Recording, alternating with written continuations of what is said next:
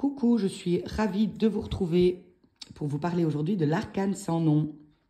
Dans cette carte dépourvue de nom, l'arcane 13, bien, c'est un peu comme Voldemort, le Seigneur des Ténèbres dans la saga Harry Potter, dont on ne doit pas prononcer le nom. Cette carte possède effectivement un côté sombre, déjà le numéro 13 qui pourrait faire pâlir les plus superstitieux, et puis son illustration qui peut sembler effrayante puisqu'elle représente un squelette faucheur, donc dans la tradition populaire, il symbolise la mort. Et d'ailleurs, dans d'autres tarots, cette carte se nomme la mort. Mais cependant, il faut écarter immédiatement cette interprétation négative et simpliste, puisque cette carte n'évoque pas la mort physique, mais plutôt la mort symbolique. Elle représente le processus de laisser mourir quelque chose, certainement une partie de soi, pour avancer. Le squelette, d'ailleurs, il est de couleur chair, il fait référence à notre structure. En étant de cette couleur-là, on souligne son essence vivante. On ne nous parle pas d'une dépouille ou d'un cadavre, hein. On parle bien de quelqu'un de vivant. Le corps du personnage, il est debout, de profil, orienté vers l'avenir, tournant résolument le dos au passé et à la carte précédente. Il regarde droit devant lui et avance malgré la noirceur du sol, comme s'il quittait un environnement toxique. Cette carte évoque une personne plutôt déterminée, incorruptible, agissant avec intégrité, qui s'exprime avec franchise, capable de prendre des décisions tranchantes. Cette personne fait preuve d'intelligence, de logique dans ses actions. Elle n'apprécie pas le gaspillage ni l'inaction. C'est une personne courageuse, bien qu'elle peut parfois se montrer intransigeante. Alors l'absence de nom pour cette carte, associée à son numéro, ça fait écho un petit peu à la carte du mât, qui elle n'a pas de numéro, elle est nommée mais elle n'a pas de numéro. On voit d'ailleurs la similitude entre les postures des deux personnages, c'est frappant, hein. Le squelette ici de la 13 pourrait être celui du mât. Cela suggère que ces deux lames, elles représentent toutes les deux l'aspect d'une même énergie fondamentale, celle du mouvement. Néanmoins, il est plus douloureux pour notre personnage ici d'avancer. Il traverse clairement une période compliquée de colère ou de deuil, ce qui peut impacter son corps physiquement. Donc malgré sa souffrance, il continue de progresser. Donc on peut dire que son camarade le mât avance avec légèreté, tandis que l'arcane 13, décharné, fauche pour avancer. Alors la colonne vertébrale du squelette rappelle un peu un épi de blé, donc symbolisant la croissance, une forme de vie perpétuelle. Ce squelette est lié au principe de régénération et de renouveau. Dépouillé de tout ce qui est superflu, le personnage va avancer vers une existence nouvelle. L'épreuve qu'il traverse le transforme profondément. Il est en train de faire peau neuve. Il ne sera plus le même après cette étape de deuil. Cette lame symbolise la fin d'un cycle, la mutation, mais aussi la renaissance. Après tout, la mort n'est-elle pas le commencement? Donc après un travail de vide et de lâcher prise réalisé par la carte du pendu dans notre mandala, celle-ci invite à une purification radicale du passé, à une révolution intense et profonde. On voit que des ossements humains sont disséminés autour du personnage, représentant les germes d'un nouveau cycle. Les os contiennent la moelle, principe de vie, mais ça indique aussi que l'avancement ou la transformation qui est en cours, bien que salvatrice, peut être violente ou douloureuse. Le sol, il est important sur cette carte, il occupe un bon tiers de l'espace. Il est noir, évoquant la tristesse, la peine, mais aussi le deuil, et certainement une notion de profondeur.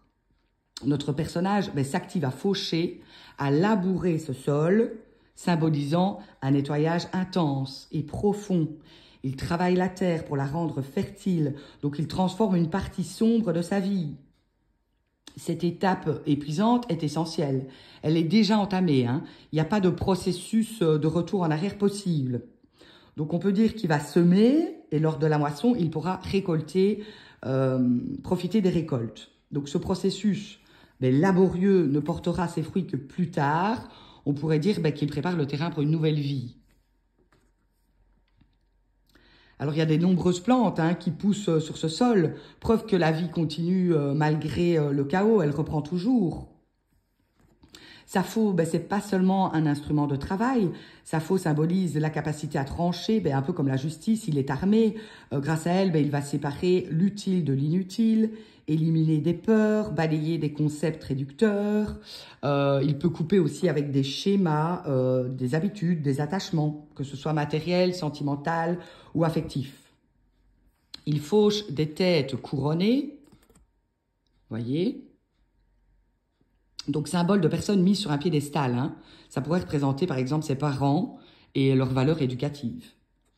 Alors, si la faux continuait son mouvement, ici, on peut imaginer, voilà, eh bien, elle couperait la carte suivante. Donc, lors d'un tirage, c'est utile d'ajouter une carte à gauche, ici, de l'arcane 13, qui nous indiquera contre quoi ou qui le consultant est en colère, qui nous fournira un indice supplémentaire sur ce qu'il faut couper, sur ce qu'il faut travailler ou nettoyer.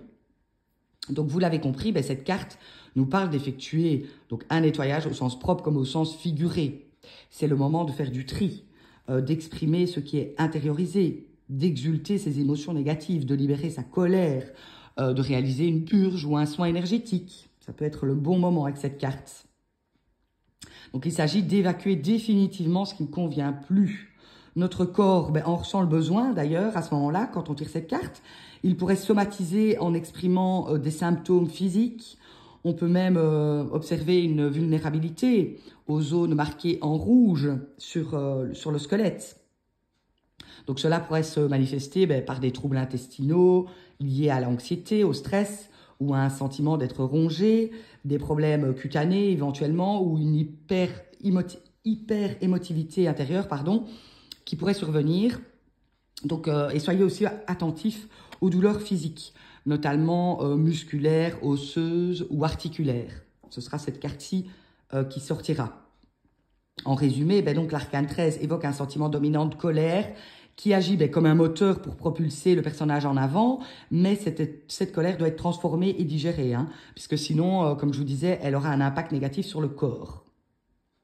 Le personnage, en travaillant la terre, symbolise ce processus de transformation et d'intégration de cette émotion essentielle au deuil.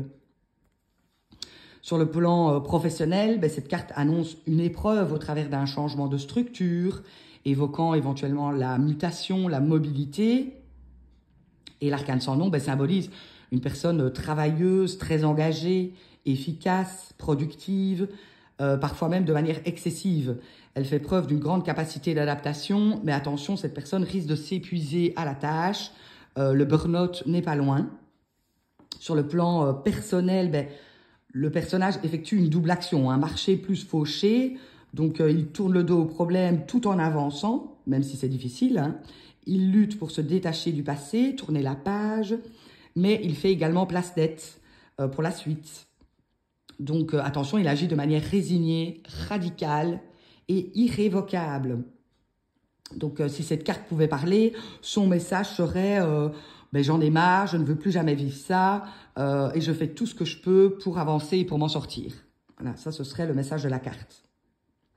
Au niveau développement personnel, l'arcane sans nom nous rappelle que la vie est un cycle constant de fin et de renouveau. Donc, cette carte nous invite à accepter les changements inévitables qui se présentent à nous. Elle nous rappelle qu'il est parfois essentiel de laisser derrière soi ce qui ne sert plus. Que ce soit des croyances limitantes, des relations toxiques, des habitudes néfastes. Le moment est venu de faire un tri. Chaque fin est une opportunité de renaissance. La transformation peut être douloureuse, mais elle est nécessaire pour notre évolution. Donc, on peut embraser le changement comme une alliée à ce moment-là sur notre chemin, pour notre développement personnel. Si cette carte sort dans votre tirage personnel, eh bien, prenez un moment pour réfléchir à ce que vous devriez laisser derrière vous pour avancer. Quelles sont les peurs ou les doutes qui vous retiennent? Souvenez-vous que chaque étape, même difficile, vous rapproche de votre véritable essence. Si vous faites un tirage pour quelqu'un d'autre et que cette carte sort, je vous demande une délicatesse d'interprétation toute particulière parce que certaines personnes peuvent s'effrayer à la seule vue de cette carte. Rappelons qu'il n'est pas nécessaire d'y voir la mort, la maladie. Il convient à ce moment-là de découvrir avec le ou la consultante quelle grande transformation elle évoque, quels changements sont souhaités déjà en cours. Hein. Il est également bon de se dire que lorsqu'une révolution est souhaitée, eh bien l'arcane 13 l'apporte rapidement, ce qui peut provoquer un grand soulagement. Si on voulait aussi associer cette carte à un animal, à l'énergie d'un animal, ben, ça pourrait être le papillon, qui par une métamorphose ben, devient un insecte ailé alors qu'il était une chenille, ou encore le phénix, qui symbolise la renaissance, la résilience après une destruction, mais peut-être aussi même le serpent qui mue et change de peau. Voilà pour l'arcane 13. Je vais aussi vous en parler un petit peu à l'envers. Si vous décidez de travailler les cartes à l'endroit et à l'envers, à ce moment-là, eh bien effectivement, l'émotion va être vraiment négative. On pourra parler d'une forte déprime, d'un sentiment persistant de noirceur, de remords, de regret, de tristesse. Donc cette personne à ce moment-là aura du mal à se renouveler. Il aura du mal surtout à faire le deuil de quelque chose ou de quelqu'un. Il sera dans l'incapacité d'avancer, de mettre fin à une situation qui se dégrade. Donc on pourra dire qu'à ce moment-là, les choses pourrissent et que peut-être le personnage a un comportement autodestructeur. Donc il faudra voir à quel niveau. Est-ce qu'il s'épuise au travail, puisqu'il a peut-être un travail toxique ou dangereux? Est-ce qu'il y a un risque de séparation, d'éloignement dans son couple ou de rupture, des choses comme ça?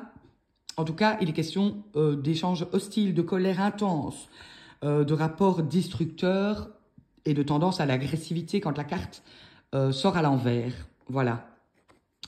Voilà pour cette carte 13. J'espère qu'elle vous parle. N'hésitez pas à me dire ce que vous ressentez en la regardant, en l'analysant. Quels seraient vos mots-clés à vous? Pour les petits curieux ou pour les personnes qui me suivent dans mes vidéos précédentes, vous remarquez qu'aujourd'hui, le cadre a changé. Je suis effectivement dans ma cuisine, ce qui est tout à fait inhabituel. Je voulais quand même vous faire cette vidéo malgré que je suis blessée actuellement. Donc je ne sais pas aller dans ma caravane pour l'instant. Je suis en convalescence, ce qui me rapproche un petit peu de notre personnage. Il n'y a rien à faire, à chaque fois que je fais une vidéo, je vis l'énergie de l'arcane dont je parle. Je suis en train vraiment de recheminer avec le tarot dans ce mandat-là. C'est toute une histoire de vie, toute une expérience, comme quoi on peut vraiment refléter chaque carte tout au long de sa vie, selon ses énergies, selon l'instant, selon ce qu'on vit. Donc voilà, en tout cas je prends le temps de me soigner, donc voilà. Prenez soin de vous également, c'est important. Prenez le temps justement de faire ce petit nettoyage si vous avez l'occasion de le faire. N'attendez pas que votre corps parle et somatise. En tout cas, je vous embrasse, je vous remercie pour votre fidélité et je vous dis à très bientôt pour plus de douceur puisque la carte suivante sera la 14 tempérance. À très vite.